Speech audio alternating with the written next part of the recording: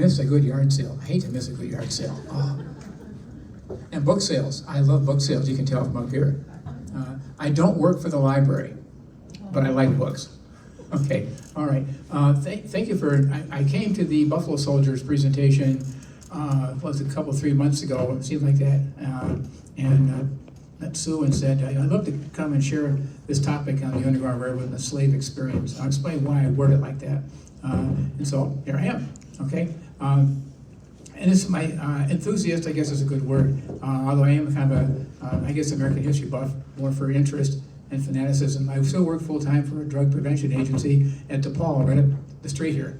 And I work with community coalitions in 12 counties, so on the road. But fun part, on the road, I bump into some places that I'm going to mention because they're out there. And so if I'm going to go to town for one visit, why not go for two? Just get there early, okay? So that's my shtick. I started, I'll explain why I do this, and the reason for the way I term it, you'll see in a second. Okay, 3 things. I went to, let me get it back here. I went to elementary school in Pittsford. I say Pittsford because it kind of sounds like Pittsburgh, New York, at St. Louis School. And if you go down Main Street of Pittsford, where St. Louis School, the church is located, you'll see a church, and next to it is a red brick building. Behind those 2 buildings would be the current school. Well, when I went to school, then the school was the red brick building. Nothing behind it, other than a field to play in, okay? Well, that house, one day our 3rd grade teacher took us across the hall to a broom closet. And a couple kids at a time opened the trap door, climbed down inside, and that was the tunnel that hid the runaways, the fugitives, the freedom seekers, as they headed north. So the Hargis, H-A-R-G-O-U-S, Hargis family, they were lawyers by day and they smuggled slaves by night. Okay, they could probably defend themselves well too, being lawyers. I'm just guessing. Anyways, so that was my first experience, although as a 3rd grader, I'd rather play baseball. Okay, I kind of wish back now I had pictures of it, who knows.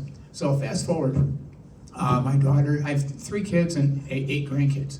And my daughter Erin went to grad school in Savannah, Georgia, Savannah College of Art and Design. And anybody got any starving artists or just kids who are looking for jobs? Kids and grandkids. Okay, so my daughter put her stuff up on the school website. She's a communications art major, and she got a phone call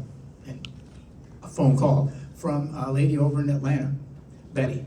And Betty was an author. She needed a children's book illustrator for this book right here called The Patchwork Path. And so Erin was commissioned to be the illustrator. So this is her work, okay? Which is kind of cool for me because the topic is on the quotes that were used or not used, we'll talk about it, by the freedom seekers, the fugitive slaves, to help them get out of town. And Erin said, Dad, I got to get this book. I said, don't get it, I got it. This book here called Hidden in Plain View. And you can picture it, just stop for a second here. As the story goes, and there's no historical evidence that the slaves ever used quilts. In the 1930s, the biggest batch of resource information would have been, I guess they were unemployed writers and authors hired by the government to interview former slaves. Thousands of these interviews. And so these former slaves now are in their 90s or 100s, all over the South. All that information was kind of batched up, stuck in the Library of Congress, and there it sat till the 70s. Civil rights activity going on, and some smart person said, hey, we got all this first-hand stuff, although be it that many years from when they were enslaved, let's dig it out. And so they did that. So the slave narratives, that's kind of a collection of what they're called, the slave narratives. And they've now been broken down in kind of like a paperback book like this by state. These guys, I've got a couple of them up here. If it's the stories and what was it like before freedom, either Civil War or emancipation, or after freedom, right up to when they were interviewed in the 1930s. None of them referenced quilts. There's no history. It's a great story, but it's probably one of those folklore kinds of things. But I kind of like it, and of course my daughter did a book on it, so I really like it. Okay, that was my second hook. My 3rd hook and it kind of takes us up to New York State again. My grandma grew up in Elmira, and I've known that for years. I've also known, we have a couple of letters at home where my Mark Twain, Sam Clemens, wrote a note to my grandma. My grandma worked as a teller in a bank. She also ran a secretarial school for ladies. And so Sam Clemens would come into the bank to cash a check, the old coot, they called him. And he would ask my grandma, Mary Louise, and we have these letters. Actually, my brother has the original, I got the copies. Mary Louise, do me a favor, can you address this to Secretary of State, Washington, D.C., I'll be back on Friday. That's it. We got 2 or 3 of these little notes, okay? So I've known that. We've had these copies for years, okay? Well, when I was in Elmira, there's a history museum there. So my meetings are at 10, museum opens at 9. So you guess where I am at 9:05, at the museum, checking things out. All right. And I found a DVD about a guy named John Jones who fled from Leesburg to Philly to Harrisburg to Elmira. And I bought the CD. And I watched it probably 2 or 3 times. And it talks about John Jones, and I'll get into it a little bit later on. But in the circle of people in Elmira was a guy named Daniel Pratt. And Daniel Pratt is my great-great-grandfather, who was an abolitionist in Elmira and helped the freedom seekers head from south to north. So that's my other zinger, okay? I didn't know that till a couple summers ago when I did some research on Elmira. So that's my backstory, okay? And so we're going to kind of go chronologically. We're going to cover 400 years in about an hour and a half, all right? So we're and I'm open for questions. On the table there, there's a big sheet with a map, and there's a couple of small sheets with some lyrics for songs. And if we get to it, we'll get to the songs. You don't need to sing, okay? Nor will I sing, all right? So that's my game plan.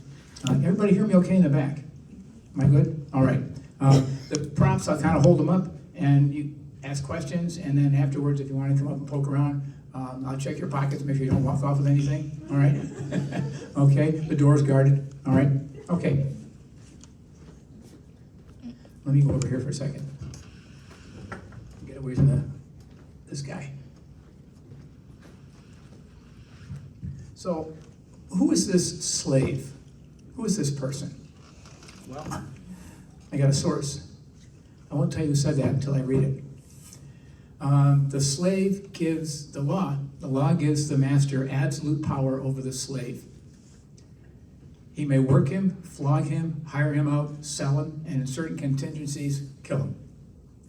The slave is a human being reduced to the level of a brute, placed beyond the circle of human brotherhood. His name is inserted in a master's ledger with horses, sheep, and swine. In law, the slave has no wife, no children, no home, no country. He toils so another may reap the fruit of his labor. He's industrious. He eats unbolted meal, another may eat the bread of fine flour. He labors in chains, another may ride in ease and splendor. He lives in ignorance. It's against the law to teach a slave to read and write. And that comes up a couple stories later on. He's abused. He rests his toil-worn limbs on the damp, cold ground, so another may repose on the softest of pillows. And he's clad in coarse and tattered raiment. Frederick Douglass, 1850, Corinthian Hall, downtown Rochester. Douglass had been a slave, born on a plantation in Maryland, escaped. Long story, I'll get to later on, but he winds up back in Rochester. He lived here for 25 years, right through the Civil War. He wrote, and he had a story to tell.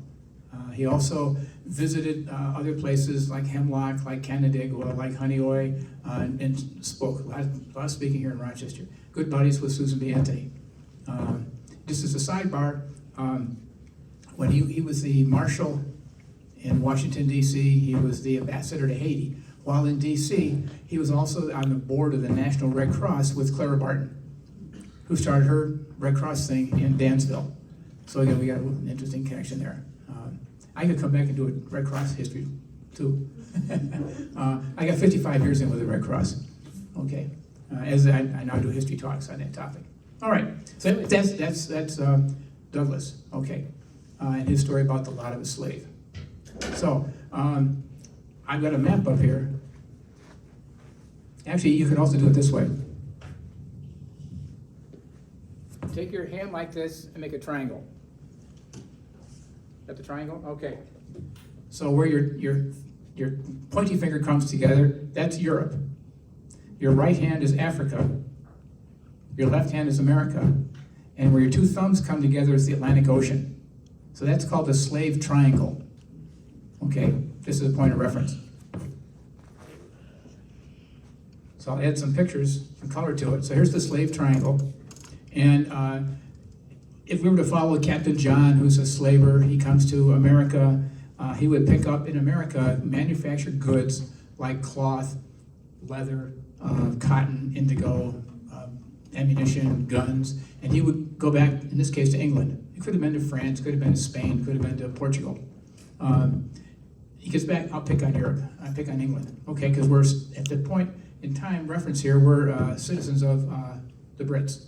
Okay, we're not yet, we haven't gone through the American Revolution. He comes back to England and he would drop his cargo and then load it. He's a slaver. He's going to load up a slave crew, which is not a real fun thing for the crewmen to do, and then travel toward Africa. He would then meet in Africa. He has an agent on his ship who meets with an agent on land on the west coast of Africa. And they would palaver, they would talk over negotiating. Captain John needs, say, 300 Africans to work plantations in America.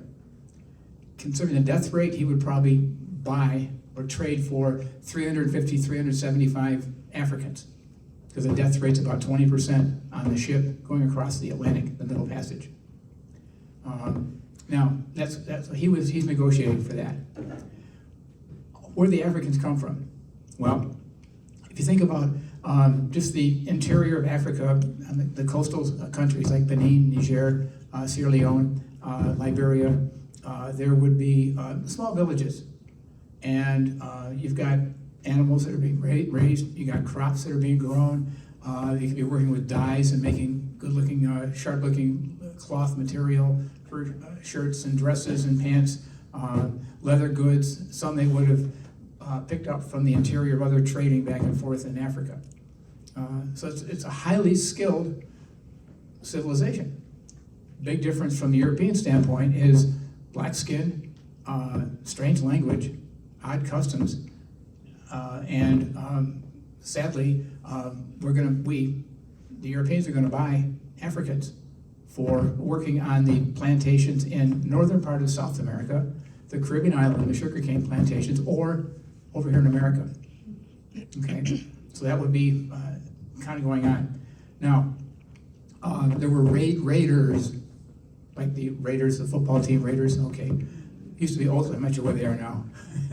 Everybody moves in the NFL. Anyways, I've got a story where a young boy, it would be like a walled fortress, if you will, around the village.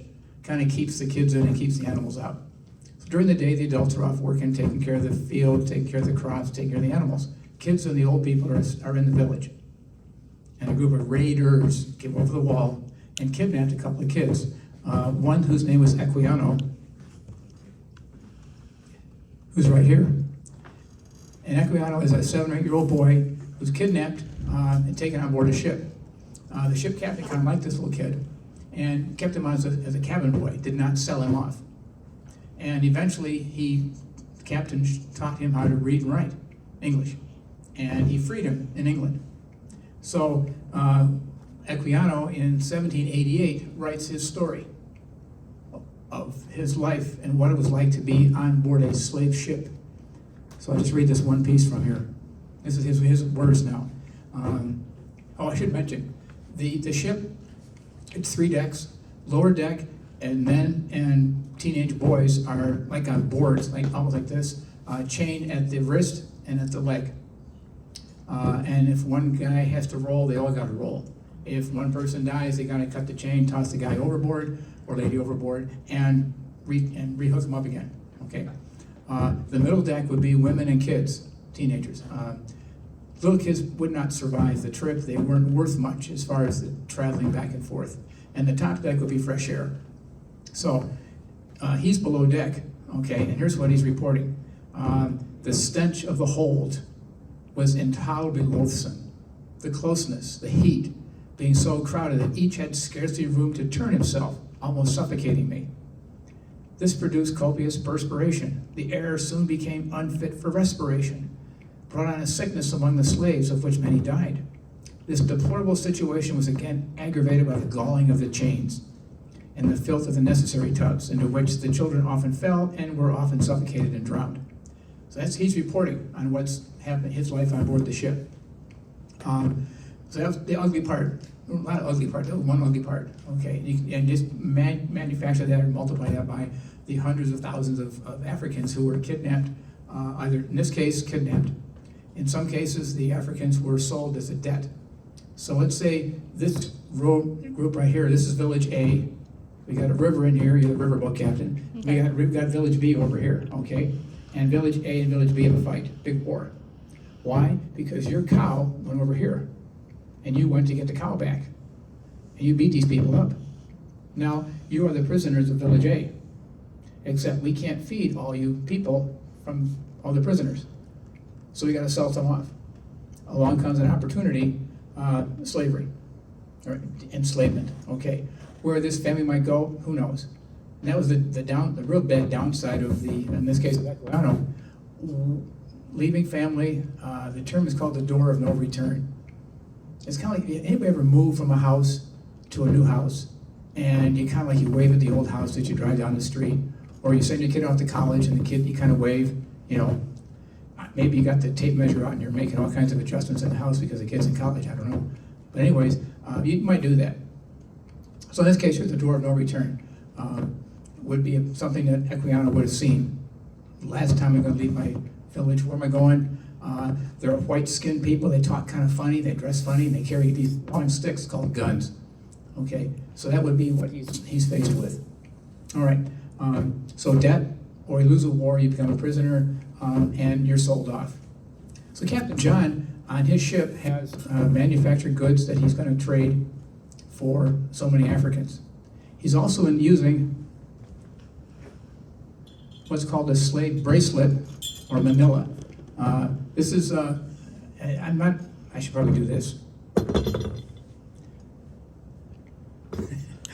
Okay, I didn't bring my white gloves, I'm sorry. All right, it's a 3-bell brass bracelet, a wristlet from Benin, B-E-N-I-N. I've had some people look at it at the museum here, also the museum in Charleston, and a friend of mine who works for a museum in Texas. This was the currency used to buy the Africans. Really wasn't meant to be worn, and later on, it's really heavy. Okay, this one has 3 bells on it. It's not because they make noise going through the village. It's the women in the village of some stature wore lots of jewelry, and the European slave traders figured, hey, we can use this kind of thing. They're manufactured in Birmingham, England. Crates of these on board the ship. Captain John's got a bunch of these when he comes to Africa to trade. And so a man is worth 35 manillas, a woman 25, a teenager about 15. That's your value. So what people are considered cargo or merchandise. Okay, and that's the ugly part of the whole slave business. In the early 1900s, that type of currency was done away with. And so now it's just paper currency and coin like we have here. Okay, so Captain John loads his ship, and he would come across that middle passage, okay, right down here at the bottom. And it might take a couple, 3 months, depending how the wind is going. He could sell off or drop off some of his cargo in northern part of South America, Caribbean islands, Haiti, Jamaica, to eventually get into America. So on your big map there, you can see the lower right-hand corner would be Florida. And then you've got going up the coast, different states. So Captain John did come to Virginia, and it was a real Captain John. He did come to Virginia, selling off his cargo and picking up manufactured goods here in America. And by the time he hit Philly, DC, well, it really wasn't DC then, but Philadelphia, Baltimore, Philadelphia, New York City, Boston, he's unloaded his cargo, majority of it being in the South, and he's picked up manufactured goods to go back to Europe, back to England. And he would take a year to make the trip around, okay? Captain John also authored a song, which I thought you ought to hear. And by the way, this is a sing-along if you want to recognize the tune.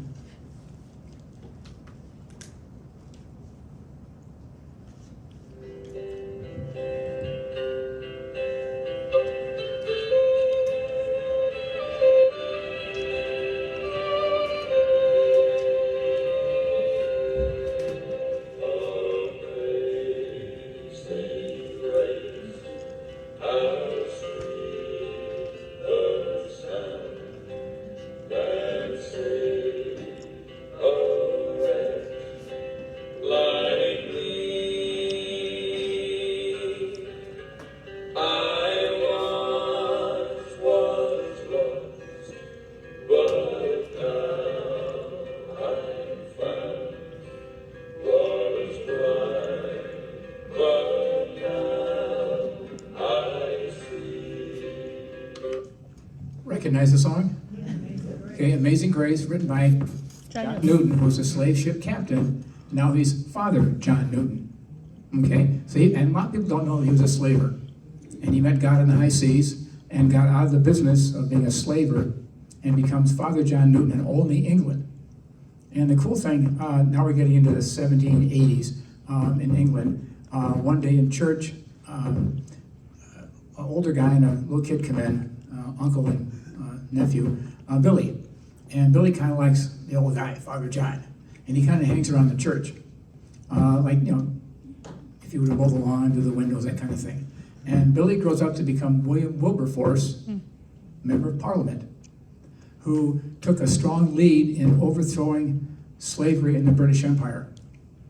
And he died before it occurred in the 1830s. But he pushed like 30 plus years, every year, bring it up. Mm-hmm. Okay. Wilberforce needed a couple of witnesses.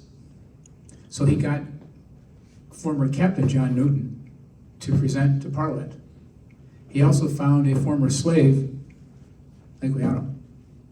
And if you get a chance to view the movie Amazing Grace, it's a story of Wilberforce with John Newton, with Equiano, and if you really like that song, they do it with bagpipes and drums, with the Black Watch and the Coldstream Guard. That's like the Queens, that's like the Marine Corps Honor Band. Okay, so that's my little side trip down history lane there. Okay, all right, so we've now reached America.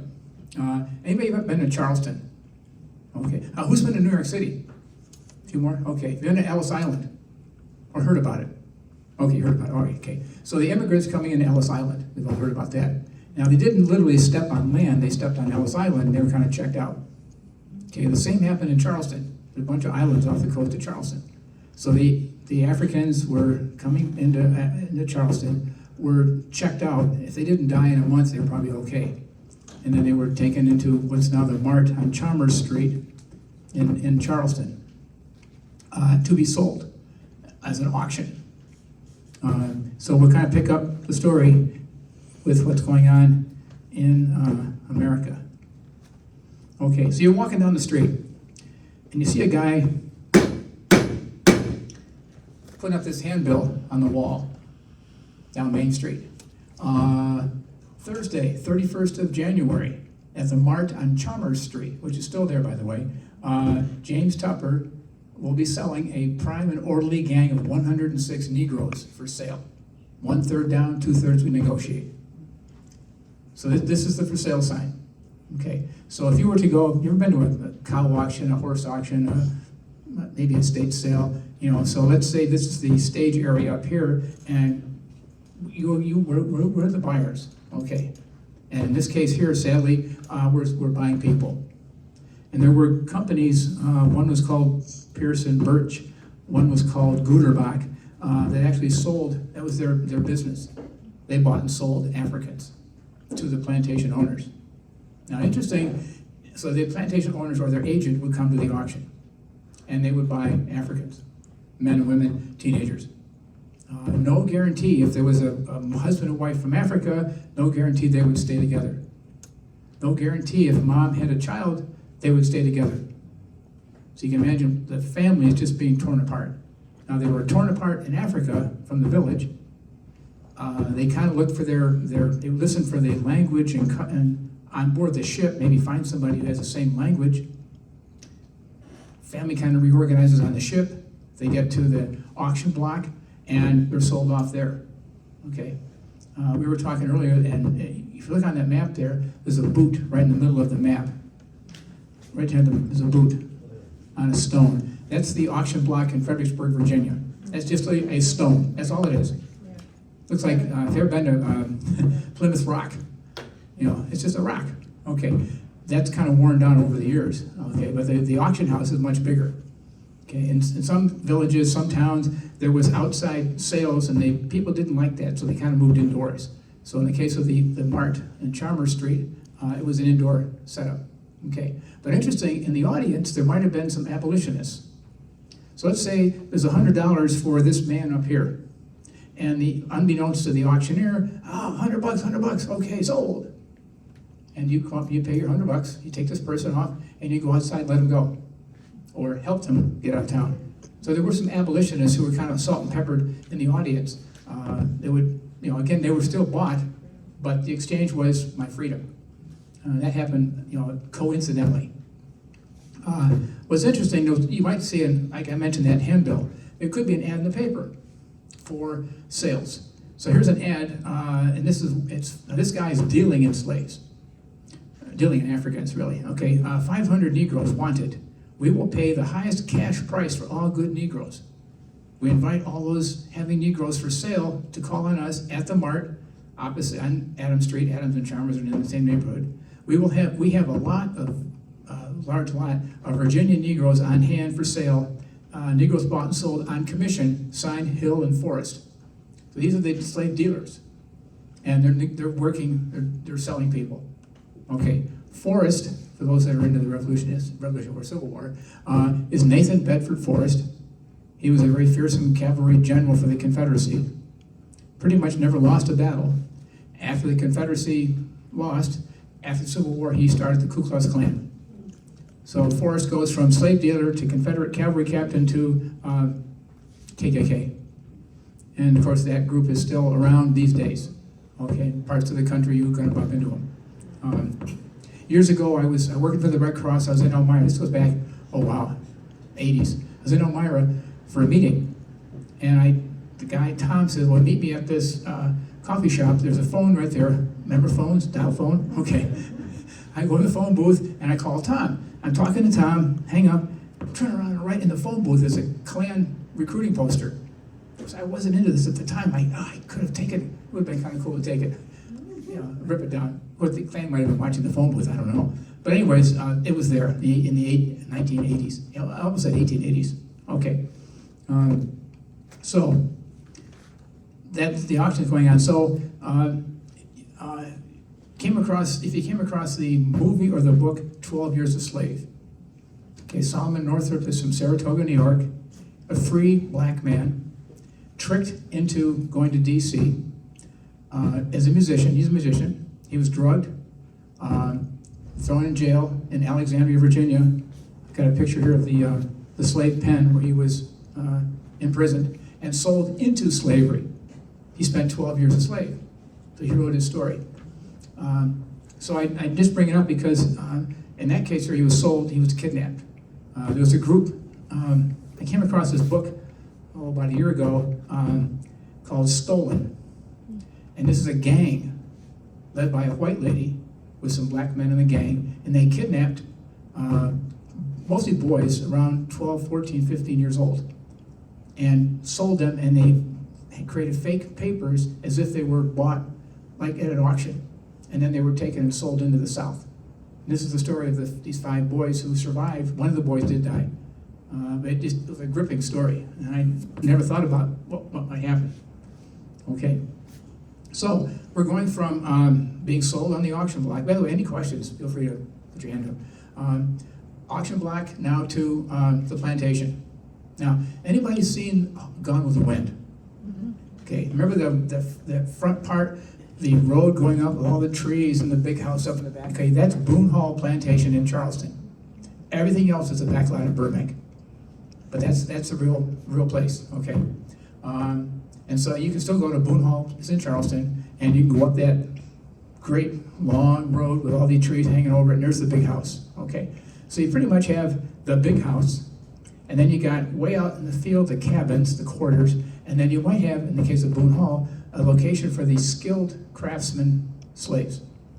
So we'll do a little popcorn here. So if you lived on a plantation in the 1840s and 50s, okay, I mean a big house, okay, we're talking mansion, we're talking George Eastman house, okay.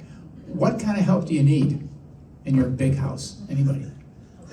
A lot. Like what? You need Cooks? Maid? Seamstress? Yeah.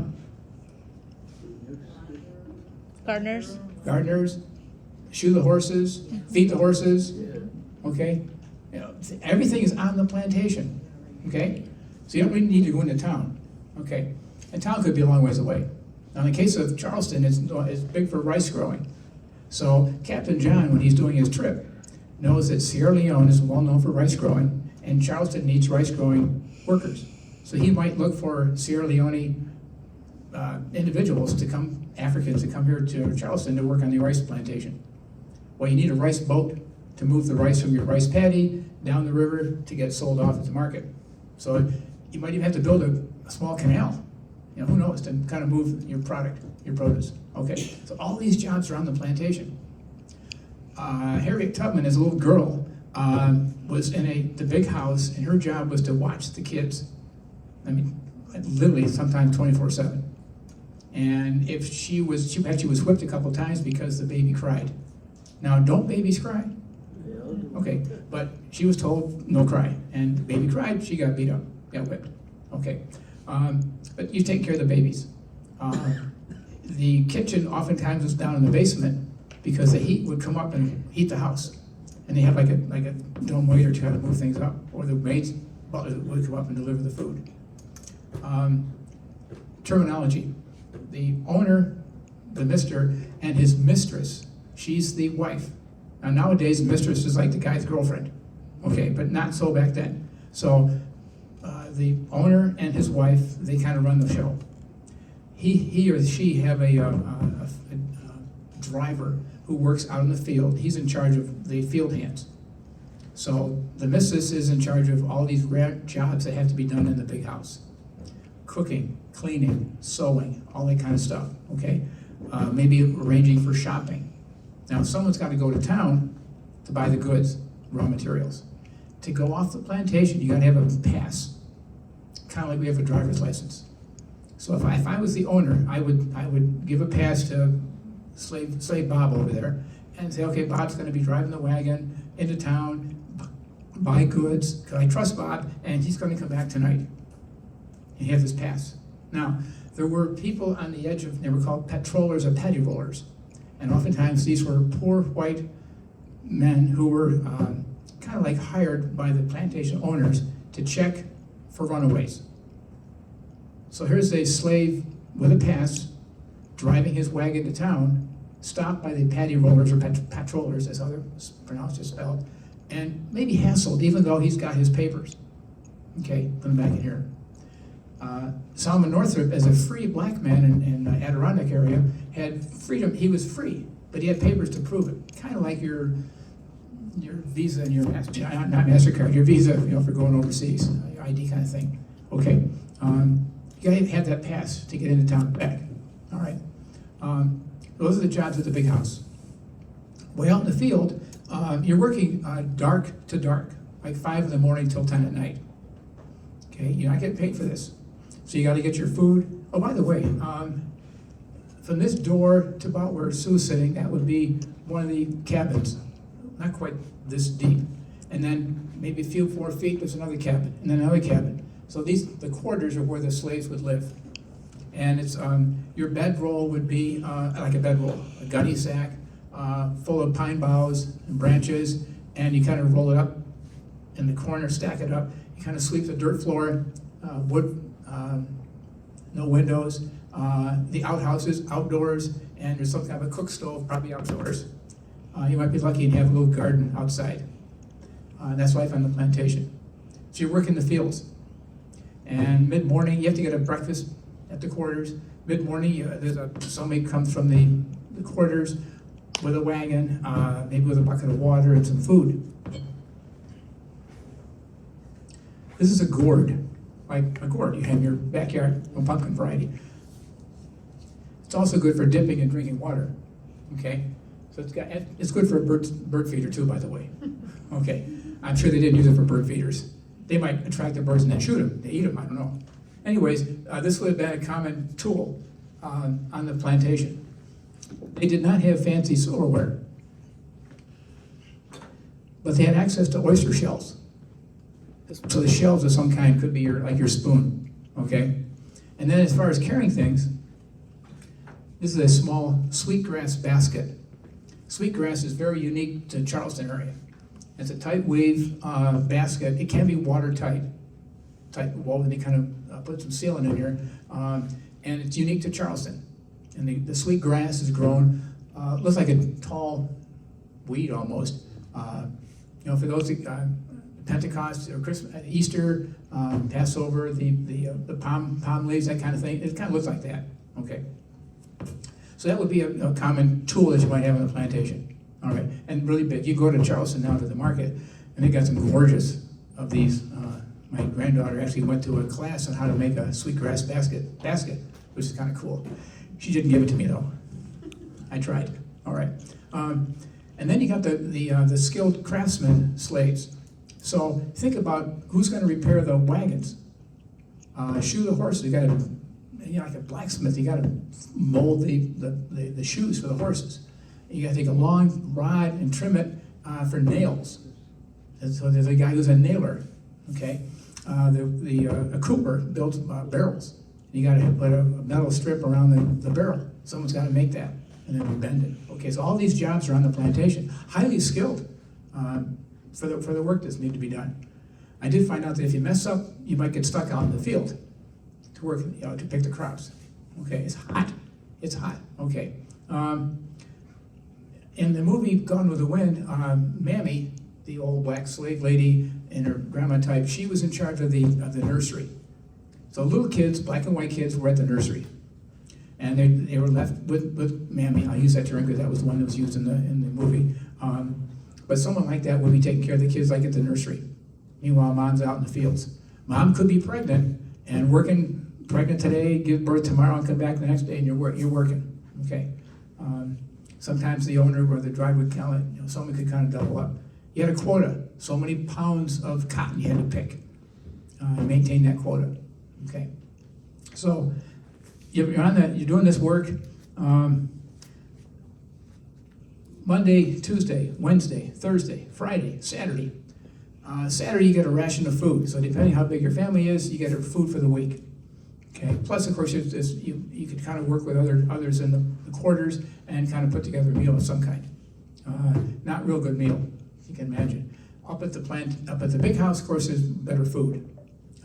They pretty much did not work between Christmas and New Year's. That was like free time. Sadly, it was also a time when the owner would take a look at his books and say, you know what? We're losing money. I got to make some money. How am I going to make money? I'm going to sell off some of my workers. The plantation owner, his money was in acreage and slaves. That's it. In some cases, you'll find where if you grow cotton every year after year after year, the ground gets kind of petered out. So some of the owners would buy property heading west. Same owner's name, let's say in Charleston, pops up over in Asheville, or maybe all the way to St. Louis. I don't know, but that's a bit far. But you get my drift here. He may own lots of property. He may also rent people out. So if you're going to be working rented out, I'll show you this here. Okay, this is a badge. In this case here, a slave was rented out as a porter to work at a hotel. We talked about Uncle Billy down in Naples, the hotel down there. Okay, it could have been a hotel in Rochester. There were slaves in Rochester. All the colonies had slaves, but pretty much working hotel, maybe work for a town or village doing road work, That kind of work. A small farm, you might need somebody to kind of take care of the horses and the cows. Not big plantation like you might find in the South. Okay, so Frederick Douglass was hired out to repair ships. He learned that skill in Baltimore. And he would send money back to the owner. He lived in town, he sent money back. So this guy who's a porter, the other one I have here is a mechanic. He's probably repairing wagons, okay? I'm not sure he's repairing Corvettes, he's repairing wagons, all right? But he's working as a mechanic. He sends money back, okay? Now, if you have to send back $100 a week, but you can make 110, you keep the extra. And there were some cases where the slave would make enough money to buy his freedom. Remember, he was bought for a price back at the auction block. So unless the owner ups the price, he could buy his freedom. Jump ahead for a minute. When Frederick Douglass wrote his first book, he wrote 3 books. He wrote his first book, and it was kind of he was a wanted man already, but he's kind of like too hot to handle here. So he fled to Ireland. He went to Ireland and England. He traveled. And they were, by this time, I should mention, when Wilberforce pushed for the British to overthrow the slavery of the British Empire, it finally happened. So go back to my map here for a minute. Should have mentioned this earlier. Once it was free in Britain, it was also free in Canada. Canada was a British colony. So Canada, now, if you're running away, not just head north to Pennsylvania and New York, you might head all the way to Canada. You're free. There's still some segregation issues up there, but you could own a house. You could go get a job as a black man or woman in Canada. But not quite at the border. You kind of want to go inland a little bit because a bounty hunter could still chase you down. So in the case of Harriet Tubman, she went to St. Catharines, about 40 miles inland toward Toronto. Okay, so Sunday is church day on the plantation. So the owner would have the pastor from town come in and give a sermon. And there's some church, it could be a room like this, it could be at the barn, it could be a shed, maybe a pavilion of some kind on the property, on the plantation. And so everybody from the plantation, including the slaves and their kids, so they got the white people in front, the blacks are in back, okay? And you might hear the pastor, I'm going to pull from the New Testament in Colossians, slaves, in all things obey those who are your masters. You could do a whole year's worth of sermon on that. You're taking it out of context, okay? So the master is not God, it's the plantation owner or his wife, okay? Ephesians, slaves, be obedient to those who are your masters. Right there. So it kind of worked that in. Now, what the pastor would not say, I have a couple favorite ones, in the Old Testament, Exodus, he who kidnaps a man, whether he sells him or he's found in his possession, shall surely be put to death. Kidnapping is a capital crime in the Old Testament. Okay? Well, you wouldn't hear the pastor say that on a Sunday morning on a plantation, for sure. Now, the Africans, the slaves, they had this in the back of them, in their heart and their conscience was, this whole slavery thing isn't quite what I'm supposed to be doing here. And some of their beliefs from Africa kind of kept that alive, that freedom thing alive. When they were traveling on the ship, some tried to jump overboard, figuring that, I don't know where I'm going, but I want to go back, even if I drown. And so, in fact, some of the ships had to put netting around the ship so the slaves wouldn't jump overboard, the Africans wouldn't jump overboard. Okay. So you might find that. Now, I was in D.C. a few years ago. Ever heard of a slave Bible? This blew me away. Your typical Bible's about yay thick. Okay. If you got a big family Bible on the coffee table, it's really big. Okay. But the slave Bible's about that thick. And it was produced in 1805, that time period, in England, to be used by missionaries going to the West Indies to bring God to the slaves on the West Indies plantation, but not talk about freedom. So everything in the Bible, like Moses taking the Israelites out of Egypt, not in this Bible. Anything about Daniel? Gone. Nothing about freedom and liberation. So they wanted to bring God to them, but don't tell them about freedom and liberation. That was the slave Bible. And so there's a museum of the Bible in D.C., which I went to. I was there for a conference. I figured, hey, I can sneak over and check this out. I'm an opportunist, if you will. And what I didn't know it was there until I walked in. There are 3 left in the world. 1 in DC, 2 in England, Museum of London. Okay, so it's quite a thing to see.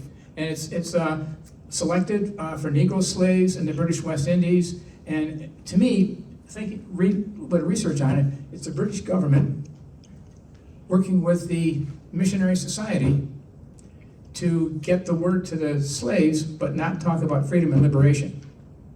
I hear some collusion in there a little bit between the groups. That's just my hunch. Okay. Huh? Politics. Oh, it rears ugly head. Okay. All right. Okay. So I'm thinking about, you know what? I've been on the plantation way too long. I'm not getting paid for anything. I'm going to run.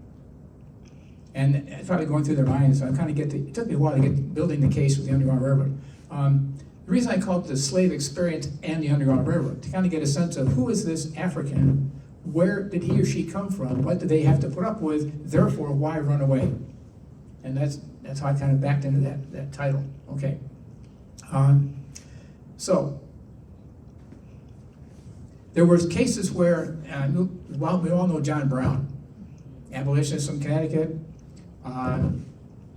His plan wasn't a bad plan until you think about it, would be to capture the arsenal at Harper's Ferry, which is now in West Virginia at the time, take all the guns from the arsenal and give them to the slaves in the plantations who would rise up and they would take over and build this country, if you will, in the mountains. Except there aren't too many slaves in the mountains in West Virginia. And John Brown only had 21 guys to take the arsenal, which they did for one day. But then the word got out pretty quick, and his men were caught. A couple got away, but for the most part, they were caught. Some were killed in the raid or after the raid, and those who were kept alive were executed at Charlestown, West Virginia. So my trip, I have family in Charleston, so we go back and forth every year. So we did hit John Brown, his fort was the old firehouse in Harper's Ferry, and on another trip we went to Charlestown, and they've maintained the courthouse to look the day that John Brown was tried. You walk into this, it's like, ooh, you're stepping into a time warp. It's interesting. But anyway, so one was a revolution. Denmark Vesey was a guy in Charleston. He was a slave, got his freedom, and he participated at an AME church, African Methodist Episcopal Church in Charleston, as a congregant, as a member. People think that he also used the church people as recruits for his raid, and there's some discussion about that. But anyways, he organized almost 7,000 to 9,000 army, lieutenants and people all over in the city and in the county. But somebody told somebody who told somebody who told the owner. And the owner got word to the law enforcement people, and he was caught, as were his lieutenants, and executed. So it didn't happen, but a lot of fear. But after it happened, 1822, in Charleston, all the churches were closed and some were burned to the ground, including the AME church that he was a member of. Now what's interesting, if you fast forward about 6 years ago in Charleston, there was a shooting at a church on a Wednesday night at a prayer meeting. And there were 9 black members of the church were killed. Okay, that's the same church. Late after the Civil War started up, after the Civil War ended, this church was now resurrected, and the architect was Denmark Vesey's grandson. The architect for the church that his grandpa was a member of, killed. Fast forward, the same church in Charleston that was shot up on that Wednesday night. So just interesting history, that many, hundreds plus years in between. Okay. Another guy was Nat Turner. There's a book, Nat Turner, Confession of Nat Turner. He was in Jerusalem, Virginia. He had a vision that I'm going to rise up and take these people by the blood on their forehead. He was going to kill people with a sword. And he killed about 50 white people, but he was caught, as were his men. He was executed also. But it got the owners really concerned. So in 1850, the fugitive slave law was passed. There had been one created during the Congress time. It's in the Constitution. Basically says if a slave runs away, person of servitude, they don't use the word slave, he or she must be brought back. That's in the Constitution. If you fast forward to 1850, Person runs away. If you're the runaway, and you three guys are walking down the street, and I ask you, I'm the bounty hunter. I'm looking for you. I got an ID. Will you help me? No. I'm going to arrest you, and you're going to be fined, put in jail for not helping me capture her. So kind of up the ante on the fugitive slave law. What it did, it got the abolitionists really mad, as you might imagine. So that whole Underground Railroad thing kind of just skyrocketed. How it got started was a guy named, there's a bunch of stories. One story was a runaway slave named Tice David going from Kentucky to Ohio. Just got to go across the river here in the Free State. And he was being chased by the bounty hunters and the men from the plantation, and he kind of ran across, waded across the river, kind of hid out in the bulrushes. And the guy, they couldn't find him. They reported back to the owner, we lost him. He must have gone on an underground road. No? Now he got picked up there. 1830s, the railroads are coming into their heyday here in America. So you kind of put two and two together. The Underground Railroad was not underground, and it wasn't a railroad. Now, some people might have snuck under, like in a tunnel or a hidey hole. Some might have jumped on board a train for a short trip.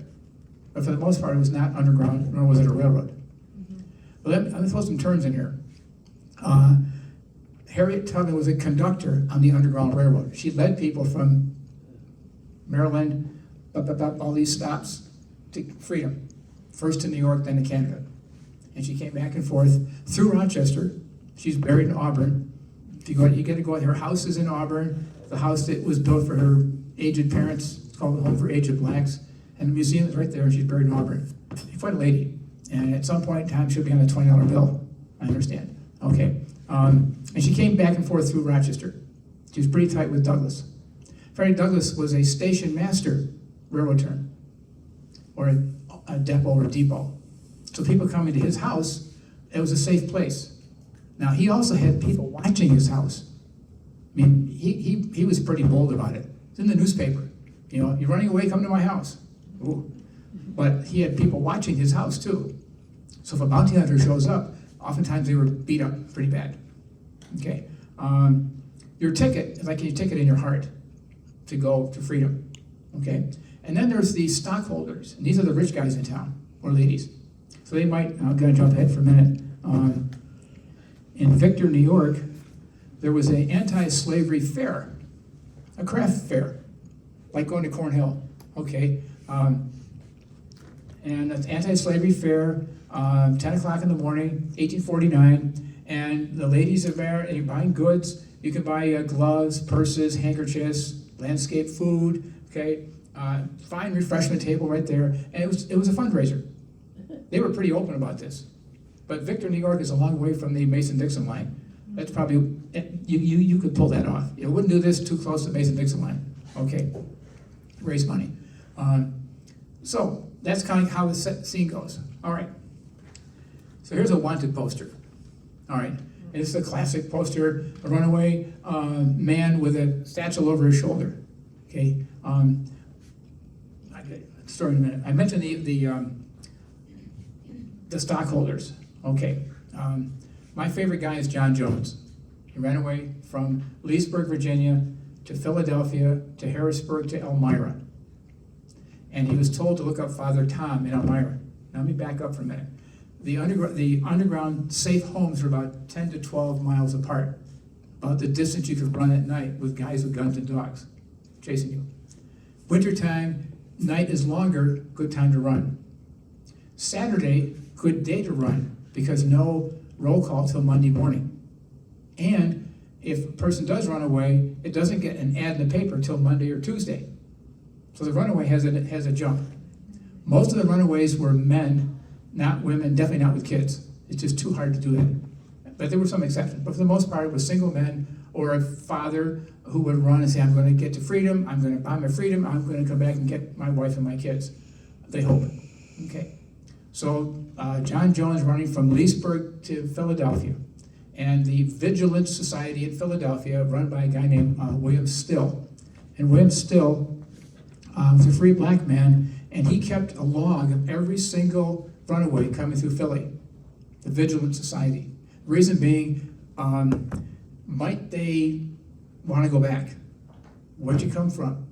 You got any family back there? Where are you going to go? All this, he kept notes. They also wanted to check and make sure that these guys weren't trying to rip off the system.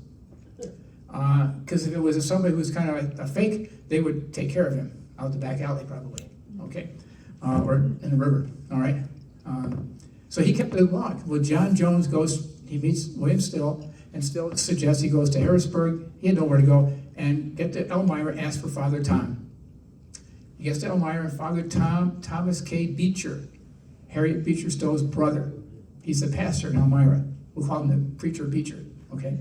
Sorry about that. Preacher Beecher. And John Jones, he's in his young 20s. He hangs around the church.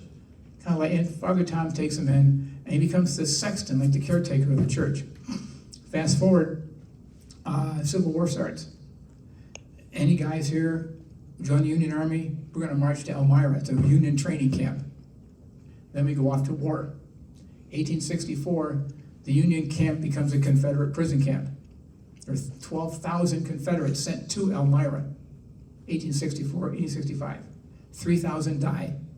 John Jones buries 3,000 Confederates, and a couple other guys in the church. So the Woodlawn Cemetery, which is still there, up on the hill, same Woodlawn where Mark Twain's buried, and his family, okay? John Jones also buried up there. But he buried all these 3,000 men. But they put a name on each board, and they put a bottle in this coffin with the guy's name, just in case we gotta, family wants to find their loved one. And there were some cases they had names. It goes, back then, you could write a letter, Jerry Bennett, Honeoye Falls. How we get there? Don't need zip codes. Even Jerry Bennett in New York City might get there too, I don't know. Anyways, John Jones winds up going back to the plantation in Leesburg with a guy from the family where he'd been a slave, but now he's died at the prison in Elmira. Okay. The reason I mentioned that connection, I came across this DVD I told you about, the DVD I found at the Elmira Historical Society. One of the guys with deep pockets, besides my great-great-grandfather, Daniel Pratt, was a guy named Jervis Langdon, Mark Twain's father-in-law. Was a member of the abolitionist movement in Elmira, and of course he would have been one of the rich guys in town in that time period. So he was kind of helping to bankroll quietly, change of clothes, haircut, shave, a temporary job, place to stay. That was their job that they would do. By the way, everything I'm saying now is illegal. You could be arrested for teaching a slave to read or write, for helping him escape, for giving him a pair of shoes, giving him cookies over here. That's against the law. You can be arrested for it. Okay, so those cookies are sacred. Be careful. All right. So John Jones winds up doing that, and his house is there. It's right across the street from the cemetery. On one of my jobs, I got to go see it there. Okay, so here's a wanted poster. By the way, when I read about Jervis Langdon, Mark Twain's father-in-law, I had to reread Huck Finn. Now, if you haven't read Huck Finn in a long time, dig it out. To me, it was a whole new meaning because of Runaway Slave Jim in the Huck Finn book. It meant a lot more to me than I did as a high school kid, forced by my English teacher. We probably all were there, right? Okay. All right. Wanted, $300. Now, I'm a bounty hunter. This is all I have to find 3 people. I've got Harry. Harry's age 19. He's got a wound on his neck, under his ear. He's dark chestnut color, about 5'9", but taller than I am. A wound right here. Ben, age 25. He's quick to speak. Chestnut color, about 6 foot. So 2 tall guys. And Minty, age 27. Chestnut color, fine looking lady, about 5 foot. So I'm a bounty hunter. I want to get $300 looking for 2 tall guys and a short lady. That's all I have to know, okay? Minty is Harriet Tubman. Araminta was her given name, her birth name. And so it's her brothers and herself, wanted, $300. She never got, this is in 1849 when she fled the Brodus plantation in Dorchester, Maryland. Never got caught. She went back anywhere from 15 to 18 times to her home plantation. First for her husband, who was a free black man, didn't want to go. In fact, he had married somebody else. And she was upset, but okay, and let's get other people. And her last trip was to bring her mom and dad back. There's a movie called Harriet, which I found is really interesting. It's pretty factual. There are a couple things that I wasn't too sure about, but it's a great movie to watch. She goes back and forth through Philly, William Still. She met a guy named Thomas Garrett in Delaware. They were real tight. And then Douglas here in this area. She goes to Canada, to St. Catharines, and then right now there's a large black community in St. Catharines, Ontario. Also in Windsor and other side of Ontario heading toward Michigan. Again, a safe place to run away to. All right.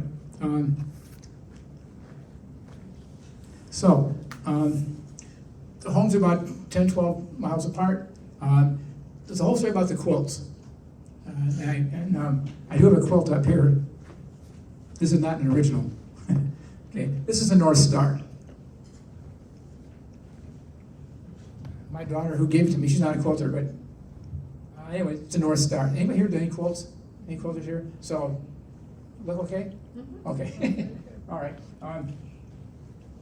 There are a whole bunch of quilt squares. I got a bunch of them up here that you can take a look at. But I mentioned that they probably were not used.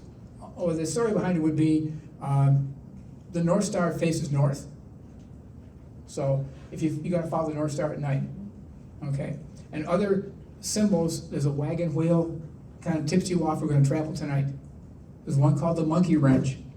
We packed our tools to go run away. There's one called the bear claw or bear's paw.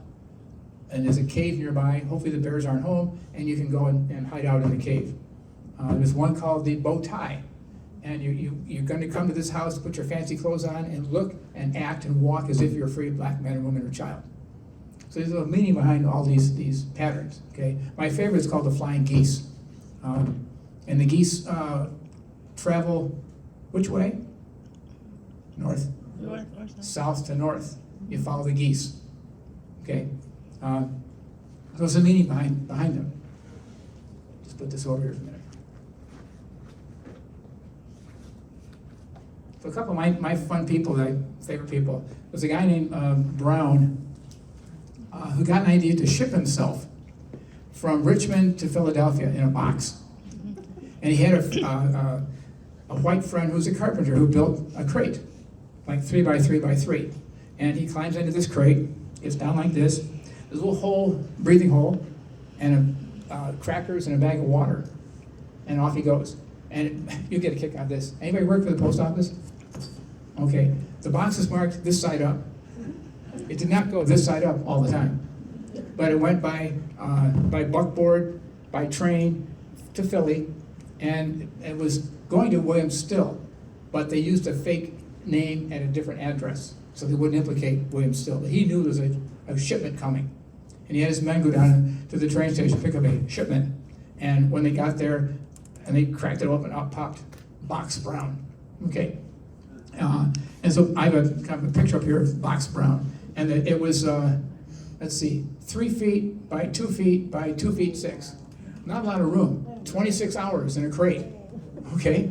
And he jumped out. And he told his story, which the abolitionists love this story, except it implicated the carpenter. And he was arrested and jailed for, I think it was 15 years, for building a crate to help a man escape. Now, fortunately, the Civil War happened and the jail sentence done away with. So that was one of them there. The Maplewood Library, the Maplewood Rose Garden up here in Rochester, okay, there's an area there called Kelsey's Landing, the sign. And Kelsey's Landing, I'll read the sign for you. Freedom was assured for escaping slaves who boarded Canadian vessels here at the end of the Underground Railroad. The Genesee River comes from the lake up toward the High Falls and stops. And then it gets picked up on the other side of the falls, heading down toward Mount Morrison into Pennsylvania. Okay, actually, that's I think it's the only river in the U.S. that flows north. Okay, is that right? Okay, but they claim it's a big one. Okay, well, I guess people from Rochester claim it. Okay, Well, this one flows north, okay? It's the only river in Rochester that flows north. Okay, all right. And there's a falls. Okay, Kelsey's Landing, he was like a merchant. And he had like a little trading goods store at the bottom of the falls. So the ships coming upstream would unload their cargo at Kelsey's Landing. It was also a great place for a runaway slave to sneak on board the ship, which is how Frederick Douglass got out of town, at Kelsey's Landing. So if you go there now, you can, the sign's right there. You park in the Rose Garden parking lot, turn around, there's the slave, the sign. You can walk down into the gorge. You kind of see way down there where he would have escaped from. So a little piece of local color there. Okay, let me play a song. Actually, I'll do one more. Here's a letter. Now, everything was done in code, like this, the quotes. Hell, it didn't meaning. Hug a tree. Now, there's some people who are tree huggers, but a runaway slave would hug a tree and feel for the nails on the north side of the tree, because north was freedom. Okay, which way to go? Moss, I'm told, does grow on the north side of the tree, unless you're in the Cuyahoga River and then it goes south. I don't know. Anyways, but you might check for the moss. You might find a lantern on or off. John Rankin, Reverend John Rankin, was in Ripley, Ohio. I got him buried under here. And he lived way up on a hill, 100 steps up from the river. And the river was Kentucky. So his kids, mostly boys, they would watch the runaways coming across from Kentucky, across the river, and they would run down, hide the bulrushes, and grab people and pull them out to freedom. The town was an abolitionist stronghold, and there were a couple of cases where the bounty hunters chased the runaways into town, and they got beat up pretty bad, and down in Ripley, Ohio. Okay, so he was a pastor, and he had cousins. There were a couple of other churches nearby, a strong abolitionist community, and they pretty much helped them get to freedom by sending them off to Cincinnati. Oberlin College in Cincinnati was one, or heading other places up north. But he was a stop on the Underground Railroad. Okay. Okay.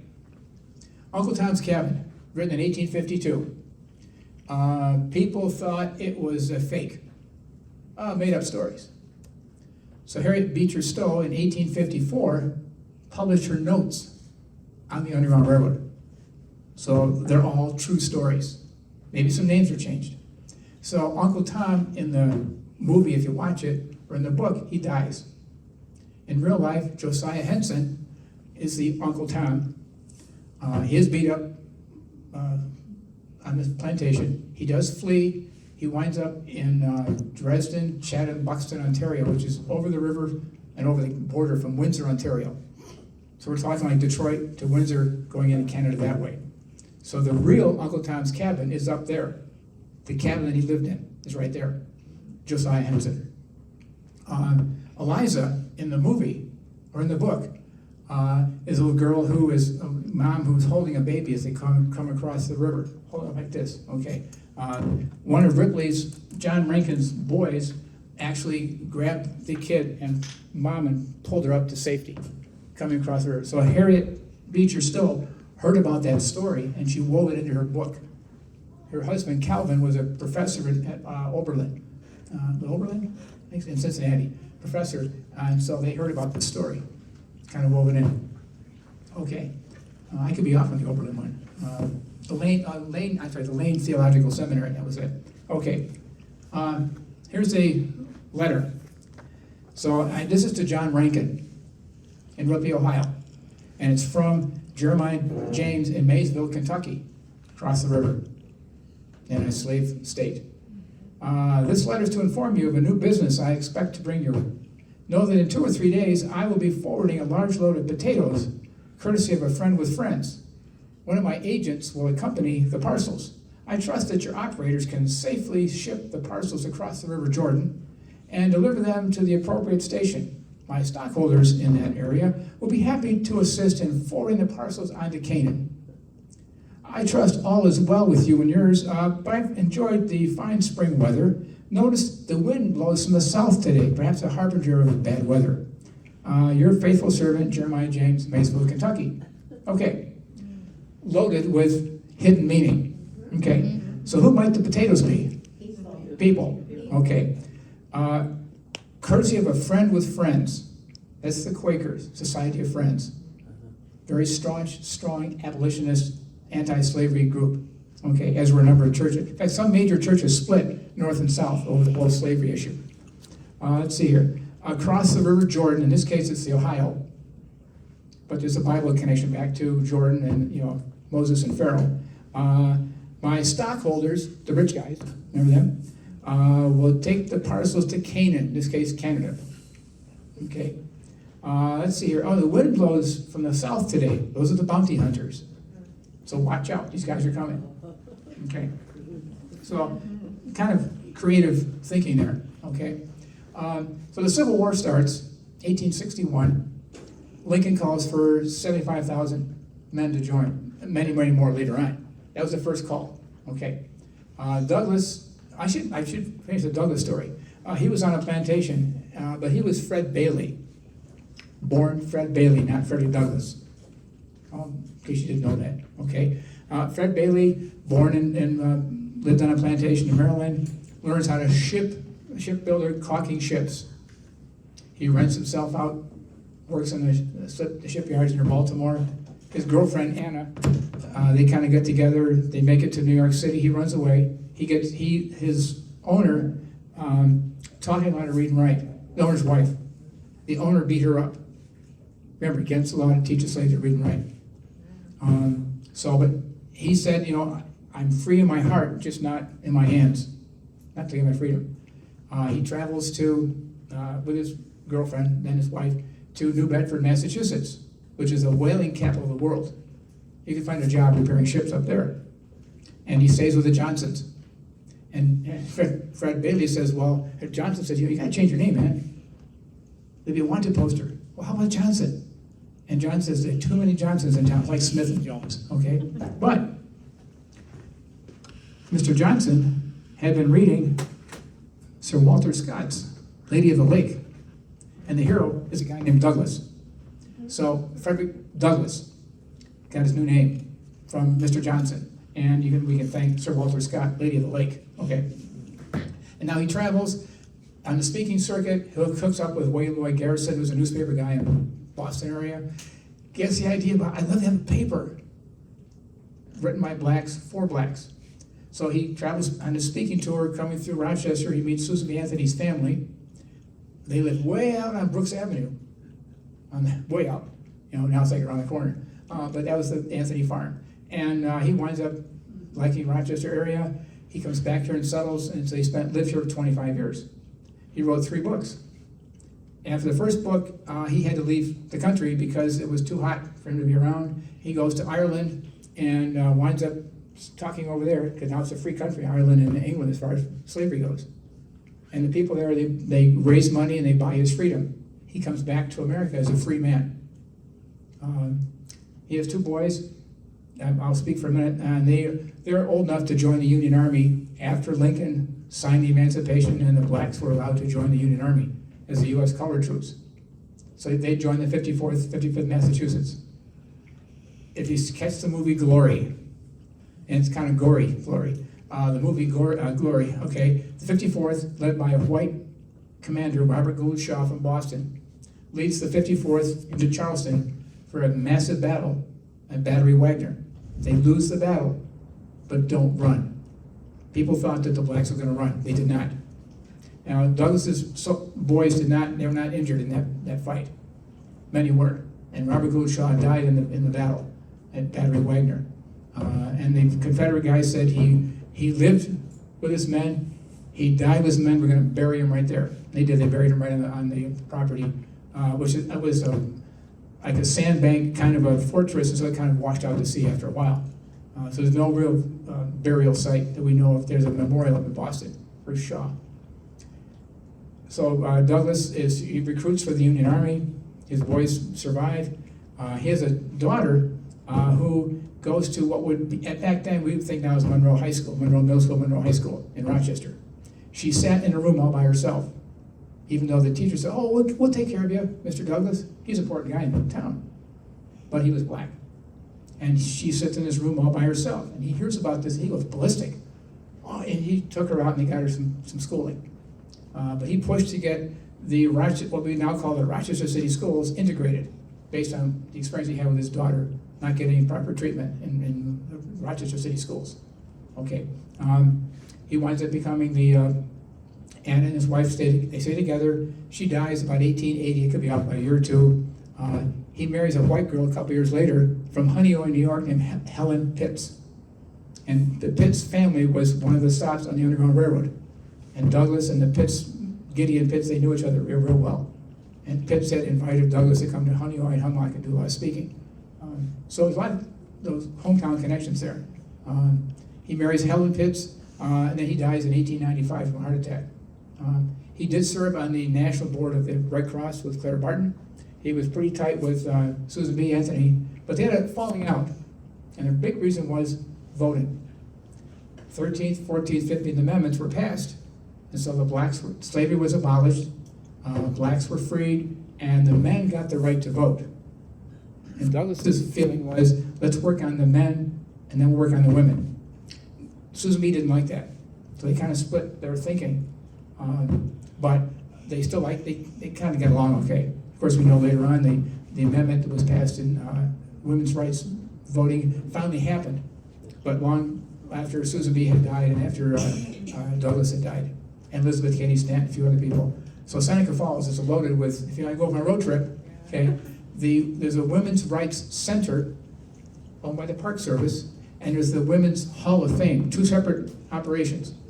Women's Hall of Fame will charge you to get in. The Women's Rights Center, it's free. I go free. Okay, all right, but they're both there, and they're both nice museums to go and visit. Okay, two of the songs that are on there, one we won't listen to is called "No More Auction Block for Me." When the colored troops, when the black men went off to war, this is their anthem. Now we did the Pledge of Allegiance tonight, but the blacks going off to war, looking over their shoulder, no more auction block for me. Get the drift there?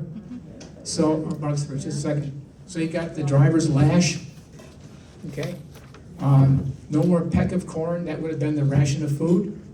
No more pint of salt, either the ration of food or after you were whipped, the salt was poured in your wound. No more 100 lash, no more mistress call. Okay, I'm a free man now. And in this case, this is their anthem going off to war. I'll close with the other one.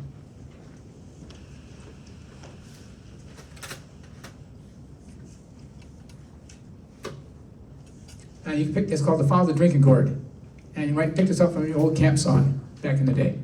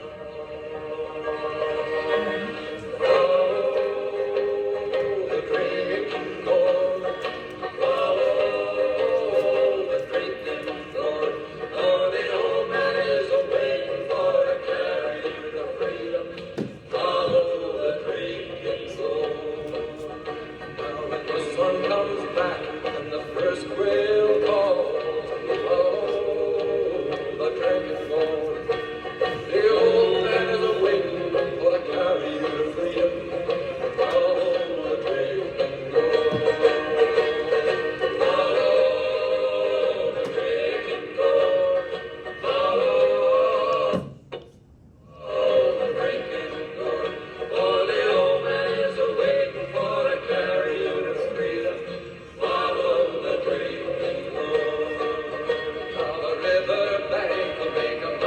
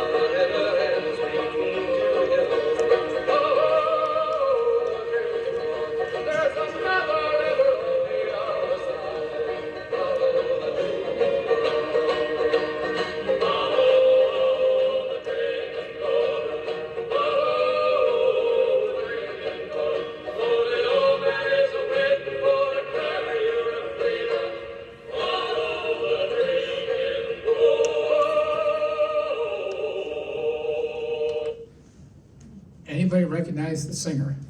Pete Seeger. Pete Seeger, yes, Pete Seeger. Okay, so let's take a look at that, the drinking gourd. The drinking gourd, right here, okay? I'm gonna take my map up here and flip it over.